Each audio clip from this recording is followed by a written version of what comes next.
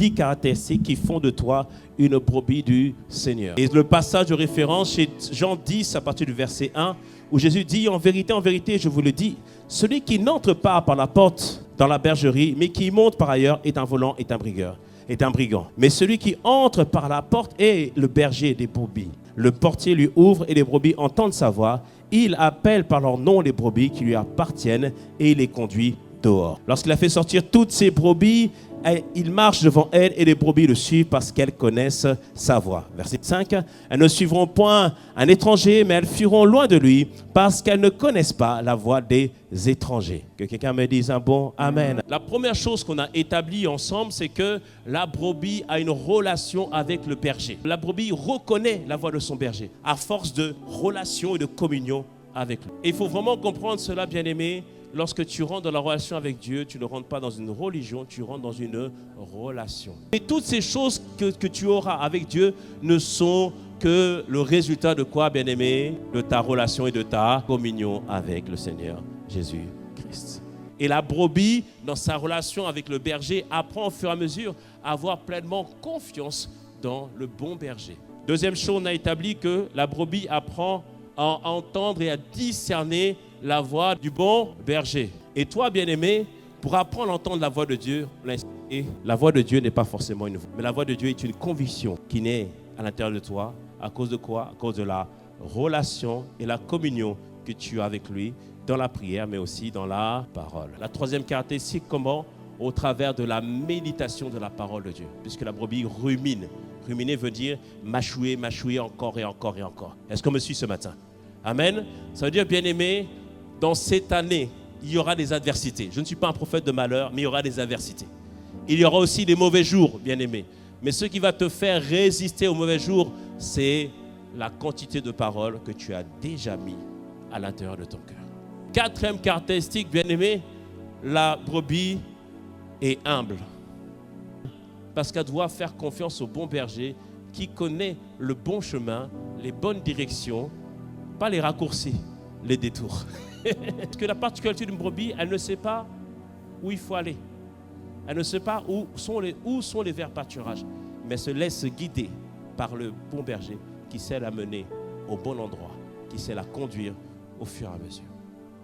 Et des fois, les gens ils te diront, tu as conduit la prière. Ils vont te dire, bah, quand tu conduis, oh là là, Il y en a qui sont comme ça. Et après, ils rajoutent, je ne comprends pas que le pasteur ne te l'ait pas dit. Directement, aïe! Il y a toutes sortes d'esprits de séduction, bien-aimés. Le but, c'est d'amener la brebis à sortir de la relation, sortir de la bergerie, afin qu'elle se retrouve toute seule. Mais qu'est-ce qui va te garder? Ta relation et ta communion avec Dieu au travers de la prière, au travers de la parole. Parce qu'une autre caractéristique, c'est la cinquième maintenant, il dit que la brebis suit le bon berger. Et je vous parlerai dans les prochaines semaines, qu'est-ce que ça veut dire suivre? Suivre, c'est bien plus fort que croire. Beaucoup croient en Jésus, mais tout le monde ne suit pas Jésus. Je peux croire en lui, qu'il est celui qui guérit, celui qui restaure, celui qui libère. Ça, c'est croire en lui. Je peux croire que c'est le Fils de Dieu. Ça, c'est croire. Mais suivre est beaucoup plus différent. Parce que croire ne te transforme pas, mais suivre le bon berger finit au fur et à mesure du temps, à te transformer, à devenir à l'image et à la ressemblance de Christ. La méditation de la parole de Dieu, mais la méditation permanente, continuelle, va te permettre d'être assuré que l'ennemi ne te prendra pas par défaut dans le nom puissant de Jésus. Alléluia. La caractéristique qui nous intéresse, c'est que les brebis, elles sont grégaires. Donc grégaire veut dire la brebis aime demeurer en troupeau. Et tu dois désirer le troupeau. Parce que dans la rue, on pourrait l'attaquer, hein? Amen. Qui veut s'attaquer à Beldim là? Amen. Qui veut s'attaquer à elle? Ça va être chaud. Amen. Parce que Patrick, il va défendre. Christopher va défendre.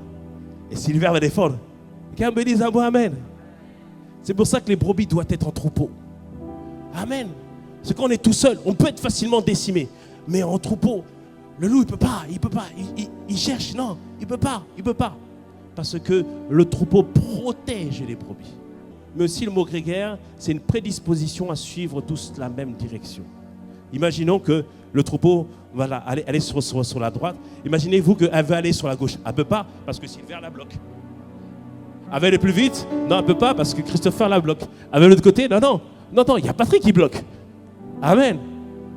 Le troupeau te garde. Cette chair, c'est les esprits méchants qui attaquent ta famille. Cette chair, c'est l'oppression à laquelle tu fais face. Cette chair, c'est une image, c'est l'image. Hein. C'est la montagne que tu as envie de voir être déplacée. Vas-y, Baldi, soulève-la. Vas-y, allez plus haut, à bout de bras, allez, aidez-la. Voilà. Amen. Alléluia. Quelqu'un me dit ça pour Amen, cela. Amen. C'est-à-dire, bien-aimé, la force du troupeau devient ta force. La capacité à soulever du troupeau devient maintenant ta capacité à soulever et à faire bouger les situations. Il dit ici, si toi et moi on s'accorde pour demander une chose quelconque, Dieu va le faire, Dieu va l'accomplir. Alléluia. C'est-à-dire que si je me mets en accord avec mes frères et sœurs pour demander une chose quelconque, Dieu va le faire par la grâce de Dieu. Des fois, il y a des défis qu'on n'arrive pas à relever par soi-même. Mais la force du groupe, la force de l'assemblée, la force des uns et des autres, la foi des uns et des autres va faire en sorte que la montagne va bouger par la grâce de Dieu. Alors le point ce matin, c'est que les brebis aiment demeurer en troupeau. Parce que c'est là que Dieu agit, c'est là que Dieu travaille et c'est là que Dieu nous donne exaucement.